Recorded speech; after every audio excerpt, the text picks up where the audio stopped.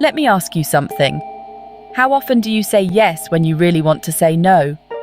How many times have you felt overwhelmed, exhausted, or even frustrated because you put other people's needs ahead of your own? If you've ever found yourself in that position, trust me, you're not alone. Setting boundaries can feel challenging, maybe even uncomfortable, but here's the truth. It is one of the most powerful things you can do to protect your mental well-being. In today's video, I'm going to talk about why boundaries are essential for your mental health and how you can start creating boundaries that actually work for you without the guilt. By the end of this video, you'll have practical tips and tools to protect your time, energy, and peace of mind. So, if you've ever felt overextended, drained, or even resentful because you're always bending over backward for others, keep watching. Setting boundaries isn't just about saying no to other people, it's about saying yes to yourself. And that's where true empowerment begins. Let's start with a simple question. What exactly are boundaries? Boundaries are the invisible lines we draw around our time, energy, emotions, and even physical space. They define what is acceptable for us and what isn't, creating a structure that protects our mental and emotional well-being. Think of them as personal rules or guidelines that help you maintain your sense of self and prevent others from crossing into areas that cause you stress or discomfort. Why are boundaries so important for mental health? It's because when we don't set clear boundaries, we often end up feeling overwhelmed and overburdened. You might feel like you're giving so much of yourself to others that there's nothing left for you. This is the fast track to burnout, when you're running on empty because you've given too much away. But boundaries aren't about pushing people away. In fact, boundaries can help build healthier, stronger relationships. They allow us to communicate our needs clearly, which in turn fosters mutual respect. When you set boundaries, you're teaching others how to treat you. But more importantly, you're showing yourself that you value your own well-being. And that's incredibly empowering. In the words of Brené Brown, daring to set boundaries is about having the courage to love ourselves, even when we risk disappointing others. Setting boundaries is an act of self-care and self-respect, and it can radically transform your mental health. So how do you know where to set boundaries? The first step is recognizing the areas in your life where you feel drained, resentful, or even angry. These emotions are often indicators that your boundaries are being crossed. Take a moment to think about the situations in your life that trigger these feelings. Is it when a friend asks for yet another favor and you feel obligated to say yes, even though you're already overwhelmed?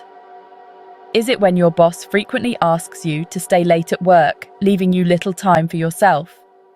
Or maybe you have a family member who is constantly calling on you for emotional support, even when you don't have the bandwidth for it. These are all signs that you need to set boundaries. Let me share an example with you. I had a friend who constantly asked for help with small tasks, picking up groceries, running errands, you name it. At first, I didn't mind, but over time, I started feeling resentful. I wasn't prioritizing my own needs, and I began to realize that this relationship was unbalanced. That's when I knew I had to set a boundary. I want you to take a moment right now to reflect on your life. Where do you feel stretched too thin? Where do you feel like your energy is being drained? Write it down. This is the first step in identifying where your boundaries need to be. Now, here's something I want you to do. Think of one area in your life where you could benefit from setting a boundary. Drop it in the comments. Let's start a conversation. I promise you're not alone in this, and it's helpful to hear what others are working on too. Now comes the tough part, actually communicating your boundaries. This is where a lot of people struggle because setting boundaries can feel uncomfortable. You might worry that others will think you're selfish, or that they'll be upset with you. But here's the truth. Saying no doesn't make you selfish. It makes you someone who values their own well-being. One of the biggest challenges in setting boundaries is the fear of how others will react. We don't want to disappoint people or hurt their feelings, so we say yes when we really mean no. But remember, boundaries are not about being unkind. They're about being honest, both with yourself and with others. Here's a practical tip for communicating your boundaries. Be clear, direct, and assertive, but also respectful. You don't need to explain or justify yourself endlessly. A simple, "I'm unable to do that right now," or "that doesn't work for me," is enough. You don't owe anyone an apology for protecting your own mental health. Let's say your boss asks you to stay late again, but you've already committed to spending that evening with your family. Instead of feeling guilty, you can calmly say, "I'm unable to stay late tonight as I have a prior commitment." It's that simple. You've communicated your boundary without over-explaining or apologizing. It's also important to remember that people might push back when you start setting boundaries, especially if they're used to you saying yes all the time. They might challenge your boundary or try to guilt you into changing your mind. But this is where you need to stay firm.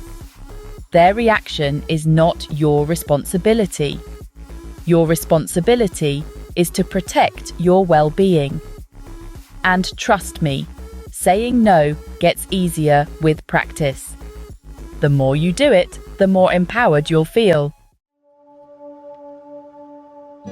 Here's something we often forget when it comes to boundaries. They're not just about other people. Sometimes, the person crossing your boundaries the most is you. How often do you set boundaries with yourself? Maybe you tell yourself that you'll stop working at 6 p.m. every night, but then you find yourself answering emails at 10 p.m. Or maybe you've committed to taking care of your health, but you keep putting off that workout or staying up late, scrolling through social media. Setting personal boundaries is just as important as setting boundaries with others. It's about holding yourself accountable and being disciplined in protecting your time and energy. Let me share another example. I used to have a terrible habit of working late into the night, telling myself that I just needed to get one more thing done. But this left me feeling exhausted and drained the next day, which impacted my productivity and mental health. So, I set a boundary with myself. No work after 7 p.m. At first, it was difficult, but over time, it became a non-negotiable rule that improved my well-being significantly. Here's an exercise for you. Identify one area in your life where you're overextending yourself. It could be work, social media, or even how much you give to others. Set a small, specific boundary with yourself. For example, I won't check work emails after 7 p.m, or I'll limit my social media time to 30 minutes a day. Try it for a week and see how it feels. And if you've ever struggled with setting boundaries for yourself, drop a comment below. Let's talk about it. Remember, this isn't about being perfect, it's about progress. So, you've identified your boundaries and communicated them. What's next? The key to lasting mental well-being is maintaining and adjusting your boundaries over time. Boundaries aren't set in stone. As you grow and your life changes, your boundaries may need to evolve as well. Maybe what worked for you 6 months ago doesn't work anymore. and that's okay. Boundaries are meant to be flexible and adaptable to your needs. Let's say you've set a boundary around how much time you spend helping others. Initially, you limited yourself to 1 favor a week, but now you feel ready to increase that to 2. Or perhaps the opposite is true. Maybe you're feeling overwhelmed and need to tighten that boundary. The important thing is to regularly check in with yourself. Are your boundaries still serving you? Are you honoring them consistently? If not, what adjustments need to be made? Here's another tip. Don't be afraid to reassert your boundaries if they're being crossed. Sometimes people forget or test your limits, and that's normal. It's okay to gently remind them of your boundaries and reinforce them when needed. Boundaries are like muscles. The more you practice setting and maintaining them, the stronger they become. And as your boundaries strengthen, so does your mental well-being. At the end of the day, boundaries are an ongoing practice of self-care and self-respect. They're not something you set once and forget. They're something you nurture and adjust as needed. And while setting boundaries can feel uncomfortable at first, I promise you, it gets easier, and the benefits are worth it. When you set boundaries, you take control of your life. You reclaim your time, energy, and mental space. You prioritize your own well-being and create healthier, more fulfilling relationships. Remember, setting boundaries isn't about being selfish, it's about recognizing that you matter too. If you found this video helpful, I'd love to hear about the boundaries you're working on. Drop a comment below and let's continue the conversation. And if you're looking for more tips and insights on mental well-being and personal development, don't forget to give this video a thumbs up and hit that subscribe button. There's a lot more to come. Thank you for watching. And remember, setting boundaries is one of the most empowering things you can do for yourself.